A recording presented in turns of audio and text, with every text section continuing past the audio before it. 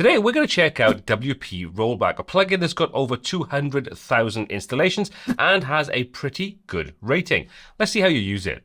So once it's installed and activated, there are no settings to play around with. You simply have a new option when it comes to your plugins and your themes. You'll notice that in a lot of cases we have this rollback option. For example, we may want to roll back WooCommerce. All we need to do, select the rollback option. This then simply displays a list of all of the versions that are currently available, new and old. It'll also tell you what version you currently have installed. And if you want to view the changelog for any of these, you can click and take a look. And if it's available, you can see exactly what was going on. So for example, let's say we wanted to roll this back to 8.11 for whatever reason. All we need to do is select it, hit rollback. It'll give us a little notification telling us what's going to happen, and we can click on rollback. Now, before you do, obviously, if this is on a live site, not a staging site or a testing site, you do need to make a backup. But if you're happy, we're going to click on rollback.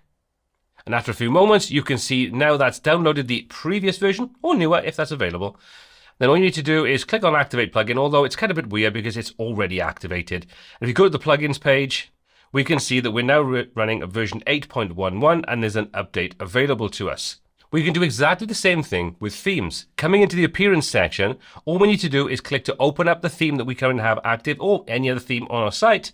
And you'll notice we get this new option in the bottom right that says roll back. Again, we can select it, and if there's a version available, you can see we can roll back. And we can go, in this example, right the way back to version 1.00. So all we need to do, again, is choose whichever version we want. So let's roll it back to 2.13, hit rollback, again, confirm once we've made a backup if we need it, hit rollback, let that download the files and activate everything for us. Now, there are probably multiple different use cases of where something like WP Rollback could be incredibly useful. You may be needing to test older software out together to find incompatibilities, and you don't have access to a client site. That kind of thing. You may want to sort of install these, test things out, run older versions and so on.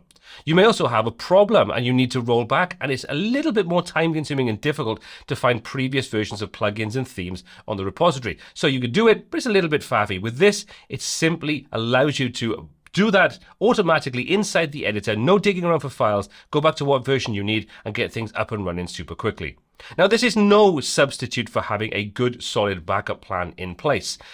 And I would always recommend you do. If you want to check out how to do it for absolutely zero cost, there's a link in the description and in one of the corners right now. But let me know what your thoughts are on this. Could you find a use for it? Have you used it already? Do you have an alternative? Let me know in the comment section down below, because I'd love to find out.